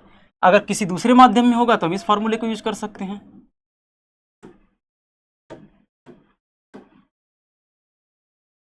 इस फार्मूले को। अगर किसी दूसरे माध्यम में होगा तो हम इस फार्मूले का यूज कर सकते हैं। यानी कि अगर निर्वात में चल रहा है तो भाई निर्वात में कितनी, मैंने कहा फार्मूला चेक कर सकते हो कि सही है कि नहीं। तो यफ है, अब यफ कितना होता है यहाँ पर, यफ जो है पर सेकंड, लैम्डा क्या है मीटर, तो मीटर, और यहाँ से क्या हो गया पर सेकंड, यानी 1/सेकंड, तो मीटर पर सेकंड, तो ये हमारी यूनिट हो गई। C is equal to nu, ये न्यू है, न्यू ध्यान रखना, ये हमारा क्या न्यू है, C is equal to nu lambda. ठीक, और जानते हैं सी की वैल्यू क्या होती है। तो अगर हमें सी या वी पता हो, प्रकाश की चाल कितनी है, लैम्डा पता, तो हम आसानी से कैलकुलेट कर सकते हैं। अगर हम एक प्रॉब्लम की बात करें, जैसे मान लो लाइट है, वैक्यूम में ट्रेवल कर रही है और उसकी जो वेव लेंथ है लाइट की वो 700 नैनोमीटर है। ठीक, और जो उसकी लाइट वैक्यूम में ट्रेवल कर रही है तो मान लो उसकी स्पीड कितनी हो जाएगी भाई, वैक्यूम में, निर्वात में 3 × 10⁸ मीटर पर सेकेंड। तो मान लो हमने पूछ लिया कि बताओ कि उसकी फ्रिक्वेंसी क्या होगी, न्यू या एफ जैसे भी डिनोट करना चाहो, उसकी फ्रिक्वेंसी क्या हो जाएगी। तो सिंपल सा है, सी इज इक्वल टू क्या यूज कर लेंगे, न्यू लैम्डा। अब न्यू की वैल्यू हमें निकालनी है तो न्यू इज इक्वल टू क्या हो जाएगा, सी बाई लैम्डा। लेकिन यहाँ ध्यान दो, लैम्डा जो 700 नैनोमीटर है, और ये कुछ पॉइंट्स इसको दिमाग में रखना कि 1 नैनोमीटर जो होता है वो 10⁻⁹ मीटर होता है। इसी तरह से एक फर्मी मीटर जो होता है वो 10⁻⁻15 मीटर होता है, और एक जो होता है हमारा 1 एंगस्ट्रॉम बोलते हैं इसको, ये जो होता है 10⁻⁻10 मीटर होता है। ये 3 पॉइंट्स दिमाग में रखना, अक्सर आ जाते हैं ये प्रॉब्लम्स में, लाइट में तो अक्सर आएंगे ये। तो एक एंगस्ट्रॉम 10⁻⁻10 मीटर, एक नैनोमीटर 10⁻⁹ मीटर, और एक फर्मी मीटर या फेम्टोमीटर बोलते हैं 10⁻⁻15 मीटर होता है। तो यहाँ पर नैनो है तो यहाँ पर लिखो, इसको कन्वर्ट करो पहले, 700 × 10⁻⁹ मीटर, यहाँ पर वैल्यू पुट करो, कितना आ जाएगा, 3 × 10⁸ डिवाइडेड बाई 700 × 700 ×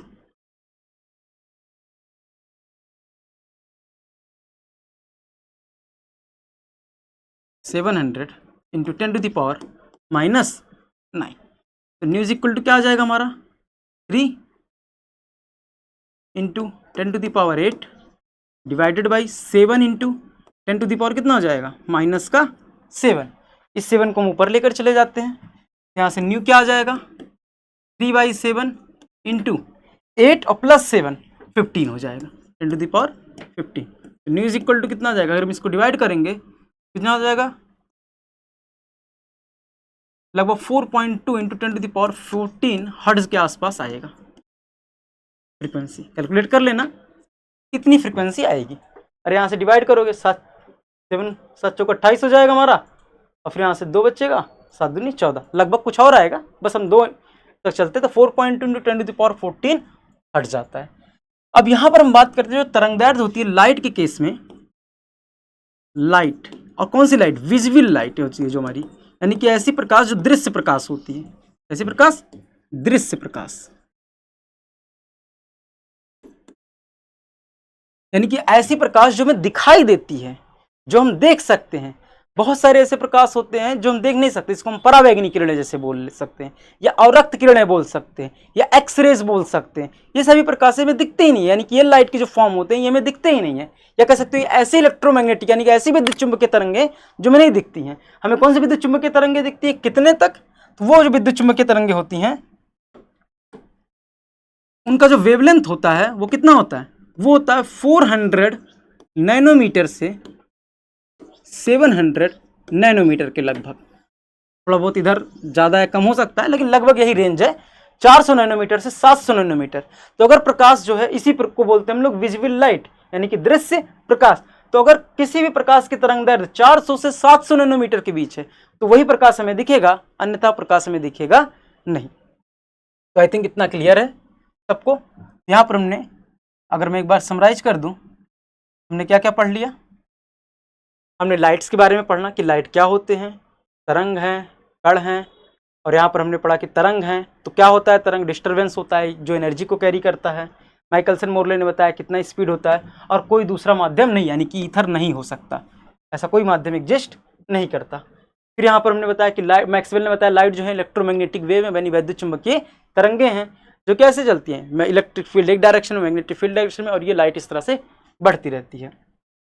और यहाँ से लाइट की स्पीड हो गई, डायरेक्शन हो गई।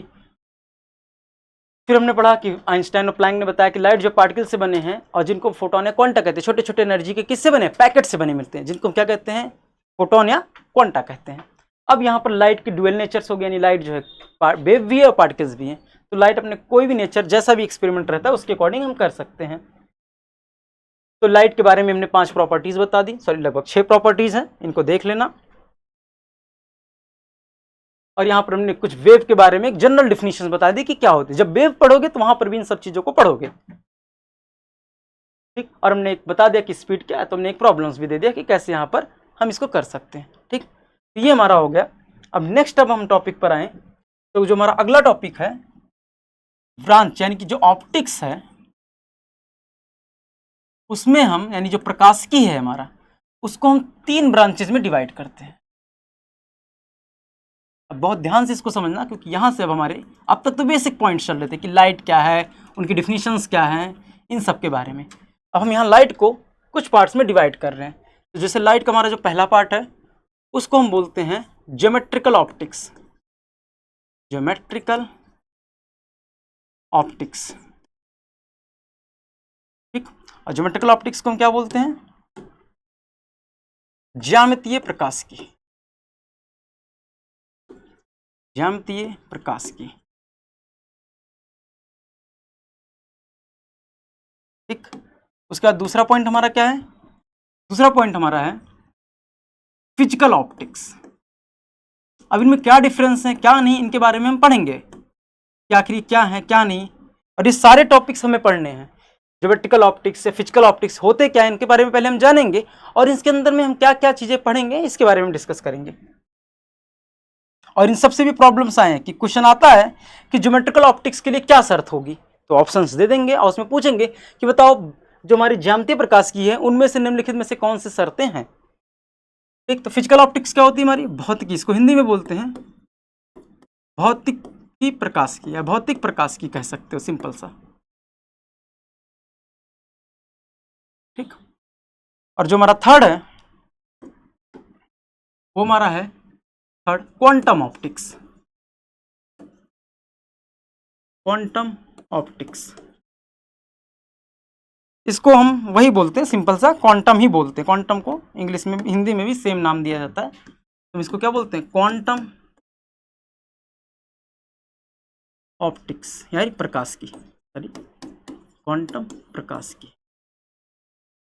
ये हमारे पास ये 3 है, ज्योमेट्रिकल ऑप्टिक्स, फिजिकल ऑप्टिक्स और क्वांटम ऑप्टिक्स, ज्यामितीय प्रकाश की, भौतिक प्रकाश की और क्वांटम प्रकाश की। तो इन्हीं तीनों के बारे में हमें यहाँ डिटेल से पढ़ना है, कि आखिर इनका यूज कहाँ करते हैं और कहाँ कहाँ ये यूज होंगे और इनके अंडर में हमें क्या क्या पढ़ना है। तो ये मैं बोल रहा हूँ आज ये जो है टॉपिक पूरा का पूरा इंट्रोडक्शन ही है तुम्हारा कि क्या क्या चीज़ें हैं, कैसी हैं, और इसमें बहुत सारे क्वेश्चंस भी आएंगे। ऐसा नहीं है कि बस इंट्रोडक्शन ही है, इसमें बहुत से इसमें प्रॉब्लम्स आएंगे। जैसे मैंने बोला कि क्वेश्चन ऐसे आ सकता है कि फिजिकल ऑप्टिक्स के लिए क्या शर्त है, 4 ऑप्शंस दे देंगे आपको और पूछेंगे, तो हम पढ़ेंगे कि आखिर क्या कंडीशन है कि हम कब फिजिकल ऑप्टिक्स की बात करते हैं, क्या कंडीशन है हम ज्योमेट्रिकल ऑप्टिक्स की बात करते हैं, और क्या कंडीशन है हम क्वांटम ऑप्टिक्स की बात कर सकते हैं। इसलिए हमने सबसे पहले तुम्हें लाइट का नेचर समझाया है कि लाइट की प्रकृति कैसी होती है, ताकि इन चीज़ों को आसानी से समझ पाओ। तो चलो स्टार्ट करते हैं। अब यहाँ पर सबसे पहले हम बात करते हैं ज्योमेट्रिकल ऑप्टिक्स की। ठीक, जो पहला टॉपिक है वो क्या है, ज्योमेट्रिकल ऑप्टिक्स।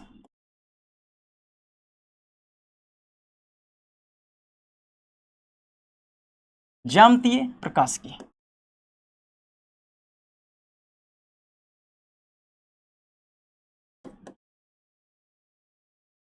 इनके बारे में हम डिस्कस करते हैं। देखो ज्योमेट्रिकल ऑप्टिक्स क्या होता है, मैंने कहा जैसे वेव है, तरंग। अब तरंग जैसे चल रही है, जैसे पानी है, ये यहाँ पर रिपल्स बने, अगर हम एक डायरेक्शन में देखें तो ये रिपल्स इस तरह से मूव करते हुए आगे बढ़ेंगे, इस तरह से आगे की ओर मूव करते हुए जाएंगे, और धीरे धीरे इनकी एनर्जी भी क्या होती जाएगी, कम होती जाएगी। क्यों? क्योंकि ये जैसे से एक को दूसरे से वाइब्रेट होते हुए इसको अपनी एनर्जी ट्रांसफर किया, पीरियड ट्रांसफर किया, इस तरह से ट्रांसफर करते करते आगे की ओर क्या हो रही है, बढ़ते जा रहे हैं। एक इसका अगर हम डायरेक्शन निकालें तो कुछ इस तरह से मान लो इसका डायरेक्शन जा रहा है। ये किसका डायरेक्शन है, वेव का, वेव्स डायरेक्शन, यानी कि वेव का क्या है, ये डायरेक्शन है, यानी उसकी दिशा है, यानी तरंग की दिशा है। ये भाई इसी डायरेक्शन में जा रहा है, तो हमने क्या किया, एक परपेंडिकुलर लाइन ड्रॉ कर दिया, और वही हमारा बता रहा है कि ये तरंग की क्या है, दिशा है। तो जो ज्यामितीय प्रकाश की होती है, इसका हम कब डिस्कस करते हैं, जैसे देखो अगर हम मिरर में खड़े हो गए और हम खड़े होकर अपने चेहरे को देख रहे हैं, तो क्या हो रहा है कि जो मिरर हमसे क्या होती है, हमारी बॉडी से लाइट निकलेगी। अब हमारे बॉडी से अगर लाइट निकलेगी वो मिरर में जाएगी, मिरर से टकरा कर फिर हमारी आंखों पर आएगी, जिससे हमें हमारा प्रतिबिंब क्या होगा, दिखाई देता है। आंखों पर आएगी, रेटिना पर उल्टा प्रतिबिंब बनेगा, फिर दिमाग उसको सीधा करेगा। सारे प्रोसेस होते हैं, लेकिन बहुत तेजी से होते हैं सारे प्रोसेस। ठीक, क्यों तेजी से होते हैं, क्योंकि लाइट की स्पीड कितनी है, 3 × 10⁸ मीटर पर सेकंड, बहुत ही तेजी स्पीड है।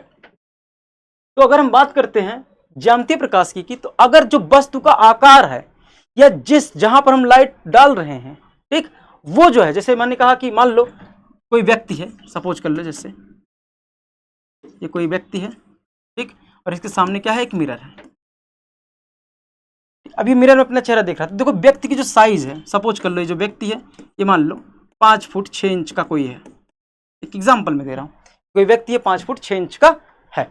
अब ये मिरर में देख रहा, और जो लाइट है, अभी मैंने बताया कि जो लाइट होती है कितनी होती है, उसकी जो रेंज होती है 400 नैनोमीटर से 700 नैनोमीटर होती है। तो अगर हम सबसे बड़ी रेंज का लें जो हमें दिखाई देती है, तो जो इसकी वेवलेंथ हो जाएगी, तरंग दैर्घ्य कितनी हो जाएगी, 700 × 10⁻⁹ मीटर। अगर हम इसको थोड़ा सा और कन्वर्ट करें तो क्या हो जाएगा, 7 × 10⁻⁷ मीटर। ये हो गया, ये लाइट की वेवलेंथ है इतनी, 7 × 10⁻⁷ मीटर। और जो व्यक्ति है 5 फुट 6 इंच है, तो कितना हो जाएगा, लगभग मान लेते हैं 166 167 जो भी सेंटीमीटर है, मान लो 168 सेंटीमीटर की बात करते हैं, कन्वर्ट कर लेना, मैं एक जनरल ले रहा हूँ कि मान लो 168 सेंटीमीटर है। तो जो व्यक्ति की साइज है मान लो डी, वो क्या है, 168 सेंटीमीटर। ठीक, या हम इसको अगर मीटर में बदलें तो 168 या 1.68 मीटर। ठीक, अब देखो तरंग दैर्घ्य है 7 × 10⁻⁷, और ये 1.68, लगभग इससे 10⁷ गुना ज़्यादा है ये। अगर एक जनरल देखें तो जो वस्तु है, या जैसे हम हैं या तुम हो, वो कितने 10⁷ गुना ज़्यादा है तरंग दैर्घ्य से। तो अगर हम कहें कि मान लो कैमरा, जो हम कैमरे से फोटो क्लिक करते हैं, वो जो कैमरे का आर्मेचर होता है, जो कैमरा होता है, उसका जो डायमीटर है, यानी कि जो बड़ा सा होल रहता है उसमें, वो जो है वो भी लगभग कुछ सेंटीमीटर का होता है, मान लो 20 सेंटीमीटर का। या ये पेन मान लो, ये मान लो 12 सेंटीमीटर का है, तब भी 12 सेंटीमीटर के मुकाबले, यानी कि 0.1 मीटर के मुकाबले ये बहुत ही छोटा है, यानी कि प्रकाश की जो तरंग दैर्घ्य बहुत छोटी है। तो अगर प्रकाश की जो तरंग दैर्घ्य है वो वस्तु के साइज के या उसके अपेर्चर मतलब द्वारक, जैसे मान लो एक हमने होल से किसी चीज को देख रहे हैं, उसके मुकाबले जो है बहुत ही छोटी है। यानी कि क्या कहा मैंने, जो वस्तु का तरंग दैर्घ्य है, सॉरी प्रकाश का जो तरंग दैर्घ्य है, अगर वो वस्तु के आकार के अपेक्षा बहुत ही छोटा है, वस्तु के आकार की अपेक्षा क्या है, बहुत ही छोटा है तो वहाँ पर हम जो ऑप्टिक्स यूज करते हैं या जिसके अंतर्गत हम पढ़ते हैं उसको हम बोलते हैं ज्योमेट्रिकल ऑप्टिक्स। कहने का क्या मतलब हुआ, अगर मैं एक बेसिक में लिखूं, सॉरी, अगर मैं बात करूं ज्योमेट्रिकल ऑप्टिक्स की, यहाँ पर क्या हुआ कि जो वस्तु का आकार है, इसका आकार वस्तु का, ऑब्जेक्ट जो भी वस्तु है, जो वस्तु का आकार है, मान लो उसको हम डी बोल देते हैं, अगर वो बहुत बड़ा हो, किससे, वेवलेंथ से, किसकी वेवलेंथ से, लाइट की वेवलेंथ से,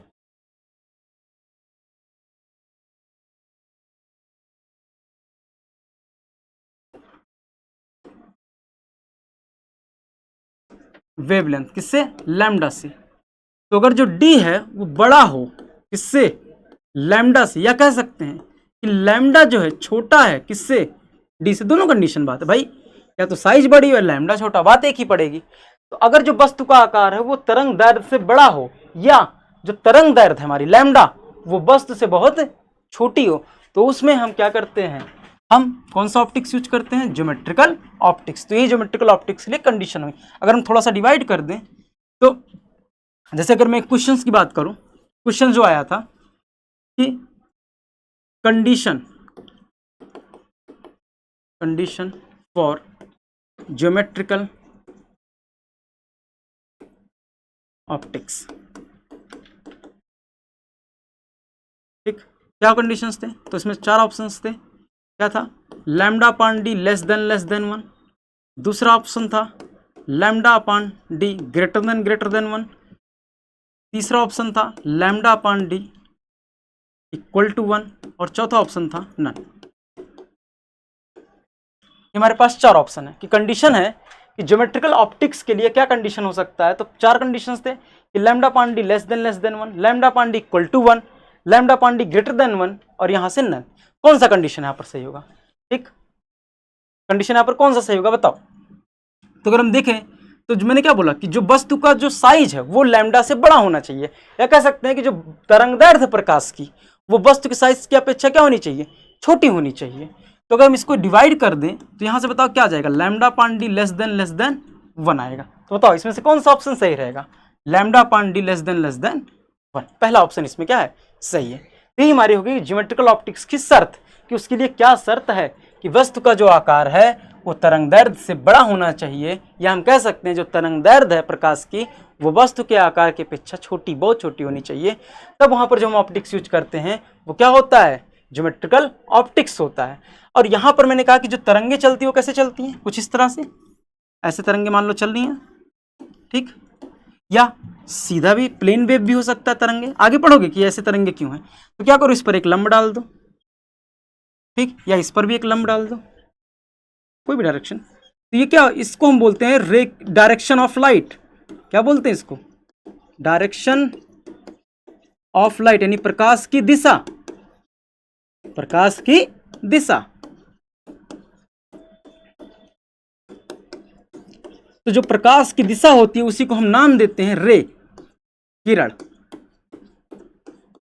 तो प्रकाश की दिशा जो होती है, तरंगे ऐसे चल रही हैं, तुमने क्या किया, उस पर लंब डाल देते, जो लंबवत रेखा आई उस पर, उसी को हम लोग बोलते हैं रे। क्या बोलते हैं इसको, रे, या इसको हम लोग हिंदी में बोलते हैं किरण। तो जो किरण है वो क्या है, तरंग की दिशा को बताती है।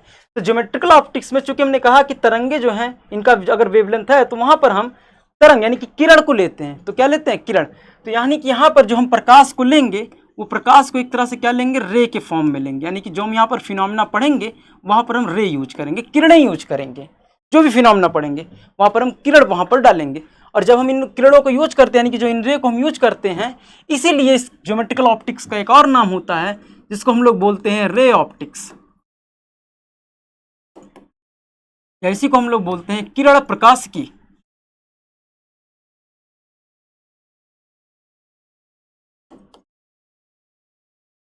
क्या बोलते हैं, किरण प्रकाश की। क्यों, क्योंकि यहाँ लाइट को हम ना तरंग लेते हैं ना पार्टिकल लेते हैं, यानी कि लाइट का जो तरंग होता है, जो तरंग की दिशा होती है उसी दिशा पर आधारित होता है ये। यानी कि हम लाइट की दिशा को लेकर यहाँ पर सारे फिनोमेना उसके बारे में पढ़ते हैं। तो ये हमारा क्या हो जाएगा, इसीलिए इसको क्या बोलते हैं, रे ऑप्टिक्स भी बोलते हैं, किरण प्रकाश की भी बोलते हैं। बहुत सारी बुक्स में देखोगे तो लिखा होगा ज्योमेट्रिकल ऑप्टिक्स या रे ऑप्टिक्स, किरण प्रकाश की। ठीक, अब अगर हम यहां पर बात करते हैं कि क्या क्या फिनोमेना आएंगे जो इसके अंतर्गत पढ़ेंगे हम, तो उसमें से जो कुछ इंपॉर्टेंट फिनोमेना है जैसे हमारे हैं रिफ्लेक्शन, रिफ्लेक्शन जिसको हम लोग क्या बोलते हैं, परावर्तन। दूसरा हमारा है रिफ्रैक्शन,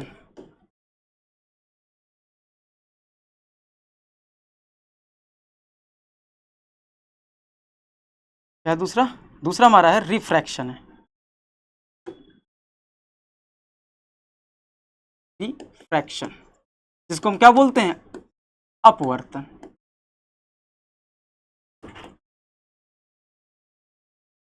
जिसको हम बोलते हैं अपवर्तन। तो ज्योमेट्रिकल ऑप्टिक्स के लिए क्या शर्त हुआ कि lambda upon d less than 1 होना चाहिए। इसमें हम इन दो फिनोमेना के बारे में बढ़ेंगे, इसमें से और भी फिनोमेना रहेंगे जो जैसे ऑप्टिकल इंस्ट्रूमेंट जो भी होते हैं, जो भी जैसे टेलीस्कोप, माइक्रोस्कोप, इन सब के बारे में हम यहाँ पर पढ़ेंगे। और क्या पढ़ सकते हैं हम यहाँ पर, जैसे प्रिज्म के बारे में पढ़ेंगे। तो इन सब में हम वेव, जो वेव की डायरेक्शन होती है जिसको हम किरण बोलते हैं, उसी सब का यहाँ यूज करके इन फिनोमेना को वेरी इजिली, बहुत ही आसानी से हम चीजों को क्या कर सकते हैं, समझ सकते हैं। जैसे प्रिज्म हो गया, ऑप्टिकल इंस्ट्रूमेंट, जैसे मैंने क्या बोला, ऑप्टिकल इंस्ट्रूमेंट्स में क्या आ जाएंगे हमारे, ऑप्टिकल इंस्ट्रूमेंट में जैसे हमारे आ जाएंगे टेलीस्कोप, कैमरा, कैमरा वैसे सिलेबस में नहीं है तुम्हारे, या माइक्रोस्कोप, इन सब के बारे में हम यहाँ पढ़ेंगे, डिटेल्ड में इन सब के बारे में पढ़ेंगे। तो सबसे पहला टॉपिक जो हम स्टार्ट भी करेंगे तो ज्योमेट्रिकल ऑप्टिक्स होगा, यानी कि नेक्स्ट लेक्चर में, और वहाँ पर हम पढ़ेंगे रिफ्लेक्शंस, रिफ्रैक्शंस, ऑप्टिकल इंस्ट्रूमेंट्स, प्रिज्म, इन सब के बारे में हम धीरे धीरे पढ़ते चलेंगे कि परावर्तन क्या होता है, प्लेन मिरर यानी कि समतल दर्पण से परावर्तन, गोलीय दर्पण से परावर्तन, लेंस से अपवर्तन, प्रिज्म से अपवर्तन, इन सब के बारे में बहुत डिटेल में पढ़ेंगे कि क्या होते हैं, और इनसे बहुत सारे प्रॉब्लम्स भी एग्जाम में आते हैं। ठीक, तो आई थिंक क्लियर हो गया होगा ज्योमेट्रिकल ऑप्टिक्स किसे कहते हैं। अब अगर नेक्स्ट चलते हैं तो फिर सेकंड क्या था हमारा, फिजिकल ऑप्टिक्स। सेकंड क्या था, फिजिकल ऑप्टिक्स।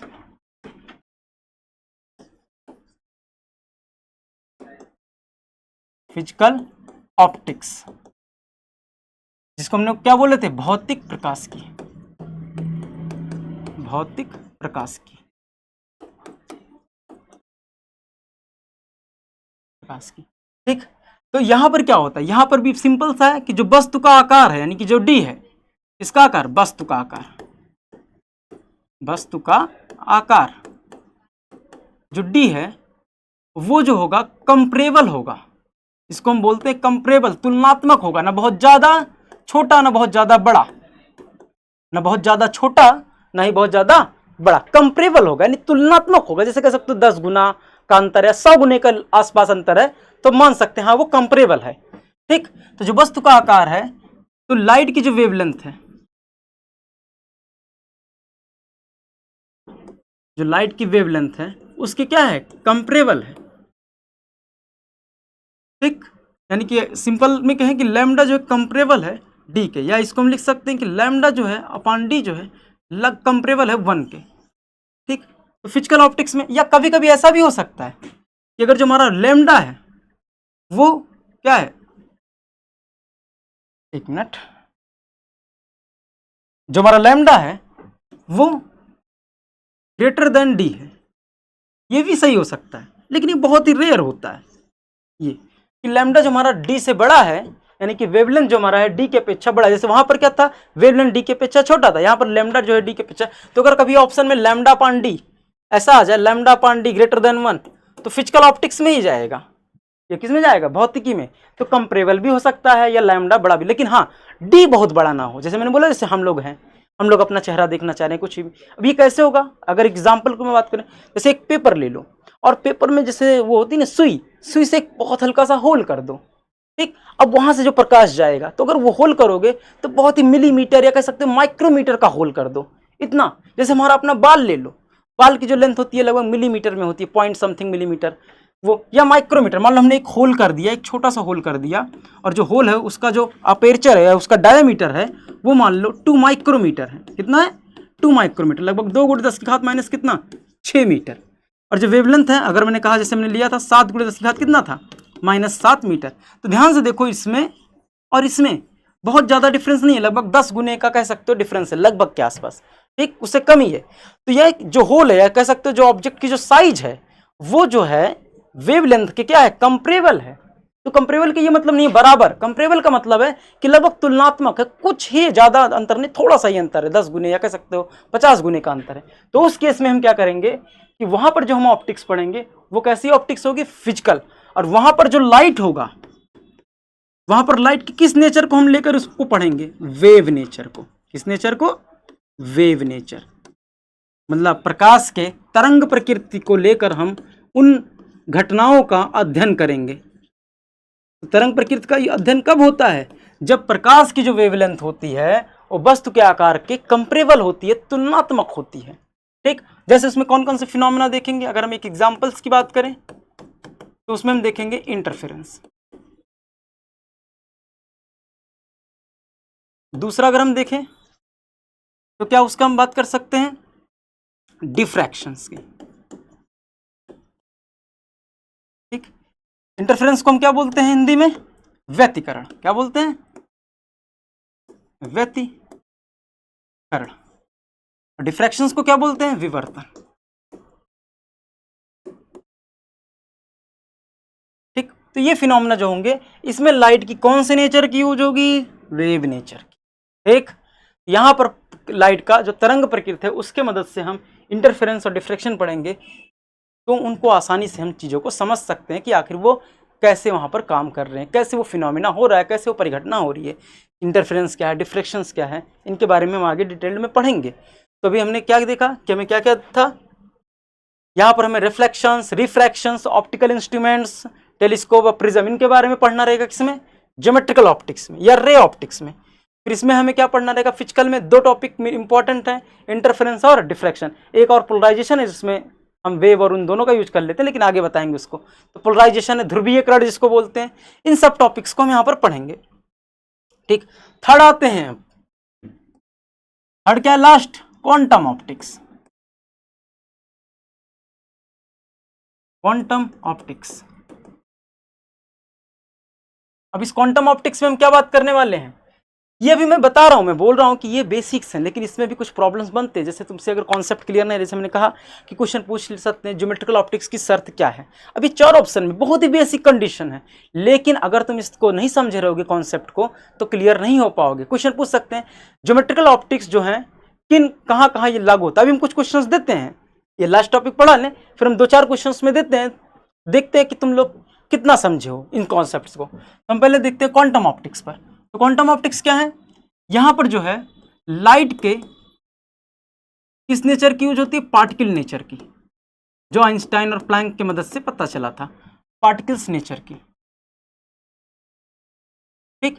और वो कौन सी प्रकृति, और वो उनको क्या बोलते हैं हम पार्टिकल्स को, फोटोन, ठीक।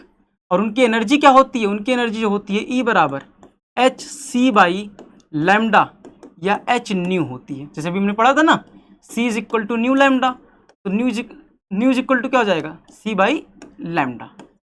तो C अपान लैम्डा की जो वैल्यू थी हमने उसको रख दिया, ये हमारा आ गया E is equal to h nu, ठीक। ये हर एक फोटोन की क्या है, एनर्जी है, हर एक फोटोन कितनी एनर्जी कैरी करता है ये। इसलिए हमने इसको भी उस समय नहीं बताया था, क्योंकि तुम लैम्डा नहीं जानते थे, न्यू नहीं जानते थे, कंफ्यूज हो जाते। और ये h क्या है, ये है प्लैंक कांस्टेंट। h क्या है, प्लैंक कांस्टेंट है, जिसकी वैल्यू कितनी होती है 6.626 इंटू 10⁻⁻34। ये इसकी वैल्यू होती है प्लैंक कांस्टेंट की। क्लियर हुआ। तो ये हमारा क्वांटम ऑप्टिक्स आता है, और इसके अंदर हम पढ़ेंगे क्या, बहुत ही 2 इंपॉर्टेंट टॉपिक। पहला इंपॉर्टेंट टॉपिक है हमारा फोटो इलेक्ट्रिक इफेक्ट, और दूसरा टॉपिक है हमारा कॉम्पटन इफेक्ट। और ये दोनों टॉपिक एलटी ग्रेड के लिए बहुत ही ज़्यादा इंपॉर्टेंट है, पीजीटी और एलटी ग्रेड के लिए दोनों टॉपिक बहुत ज़्यादा इंपॉर्टेंट है। एक हमारा फोटो इलेक्ट्रिक इफेक्ट जिसको हम बोलते हैं प्रकाश वैद्युत प्रभाव, प्रकाश वैद्युत प्रभाव, और इसे हम बोलते हैं कॉम्पटन प्रभाव या कॉम्पटन इफेक्ट, सिंपल सा, ठीक। तो यहाँ पर किसकी बात होती है, पार्टिकल्स नेचर की, मतलब कौन से प्रकृति की, कणों की प्रकृति जो होती है लाइट की। ठीक, यहाँ पर हमारे पास फिजिकल ऑप्टिक्स था, फिर क्या था हमारा ज्योमेट्रिकल। तो पहला हमारा टॉपिक जो था वो था ज्योमेट्रिकल ऑप्टिक्स, उसमें मैं क्या क्या चीजें हैं उसको मैंने बता दिया पूरा। दूसरा हमारा है फिजिकल ऑप्टिक्स, इसमें वस्तु का आकार लाइट की वेवलेंथ के लगभग बराबर होना चाहिए, तब यहाँ पर फिजिकल ऑप्टिक्स में हम और लाइट को किस तरह से यूज करते हैं, वेव नेचर की तरह यूज करते हैं। ठीक, और जो थर्ड टॉपिक था हमारा वो था क्वांटम ऑप्टिक्स, वहां पर हम लाइट के पार्टिकल नेचर को यूज करते हैं, और हर एक पार्टिकल्स को हम फोटोन बोलते हैं, और उसकी एनर्जी क्या होती है, is equal to h c by lambda या एच न्यू, जैसे हमने अभी फार्मूला बता दिया था, c is equal to nu lambda. और ये एच जो होता है उसको हम बोलते हैं प्लैंक कांस्टेंट, क्योंकि ये जो है एनर्जी जो है प्लैंक ने बताई थी। तो ये सारी हमारी चीजें, इसमें हम दो टॉपिक इंपॉर्टेंट पढ़ेंगे, फोटो और क्वांटम। तो अगर हम बात करें तो हमें जो ऑप्टिक्स में तीन टॉपिक हैं उनमें क्या पढ़ना है, तो ज्योमेट्रिकल में हम इन टॉपिक्स को पढ़ेंगे, रिफ्लेक्शंस, रिफ्रैक्शंस, ऑप्टिकल इंस्ट्रूमेंट्स और प्रिज्म को। अब फिजिकल ऑप्टिक्स में हम क्या पढ़ेंगे, इंटरफेरेंस, व्यतिकरण और डिफ्रैक्शन और पोलराइजेशन को, और इसमें क्या पढ़ेंगे हम, फोटो इलेक्ट्रिक इफेक्ट और कॉम्पटन इफेक्ट को। यही पूरा ऑप्टिक्स का ओवरऑल एक समरी है कि हम इसमें क्या क्या टॉपिक पढ़ने वाले हैं। ठीक, तो ये हो गया। अगर हम जैसे कुछ क्वेश्चंस की बात करें, जैसे मैंने कहा कि अगर हम पहले क्वेश्चंस की बात करते हैं, जैसे हमने कहा कि वायलेशन ऑफ ज्योमेट्रिकल ऑप्टिक्स, यानी कि ज्योमेट्रिकल ऑप्टिक्स कहां पर वायलेट कर जाएगा, यानी कहां पर लागू नहीं होगा। मान लो ये हमने क्वेश्चन एक दे दिया और इसमें मैंने ऑप्शंस दे दिया कि पहला है रिफ्लेक्शंस, दूसरा है रिफ्रैक्शन, और तीसरा है इंटरफेरेंस। रिफ्लेक्शंस, दूसरा मैं रख दे रहा हूं ऑप्शन डिफ्रैक्शन, फिर ये इंटरफेरेंस, और फोर्थ ऑप्शन में रख दे रहा हूं, सॉरी डी ऑप्शन, ये हमारा है नल। ठीक, यहाँ पर जो है पूछ रहे वायलेशन ऑफ ज्योमेट्रिकल ऑप्टिक्स क्या होगा। ठीक, अभी अब 4 पॉइंट्स हैं, अब इसमें मैं अगर बात करें, ठीक, क्या हो सकते हैं, देखो रिफ्लेक्शन में वैलिड होगा, बिल्कुल वैलिड होगा। क्या डिफ्रैक्शन में, नहीं। क्या इंटरफेरेंस में, इसमें भी नहीं होगा। तो ये हमें कुछ चीज़ें ध्यान रखनी होंगी कि कहाँ पर ये वैलिड होंगे, कहाँ पर ये वैलिड नहीं होंगे। ठीक, इसमें दो ऑप्शंस गलत हैं, अगर मैं ऑप्शंस को थोड़ा सा चेंज कर दूं, तो यहाँ पर अगर मैं, जैसे मैंने लिखा था रिफ्रैक्शंस, तो अगर मैं रिफ्रैक्शन लिख दूं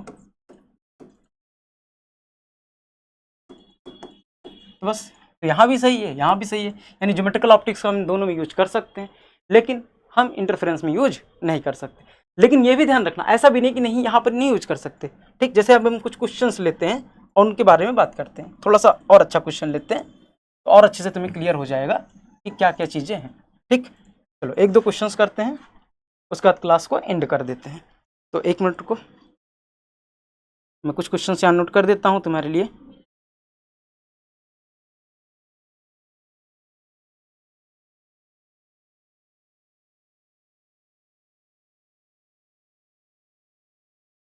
ठीक, तो पहले ऐसे एक सिंपल सा क्वेश्चन है, जैसे मैंने बोला वायलेशन ऑफ ज्योमेट्रिकल ऑप्टिक्स। ठीक, या ऐसे कर लूँ इसको मैं,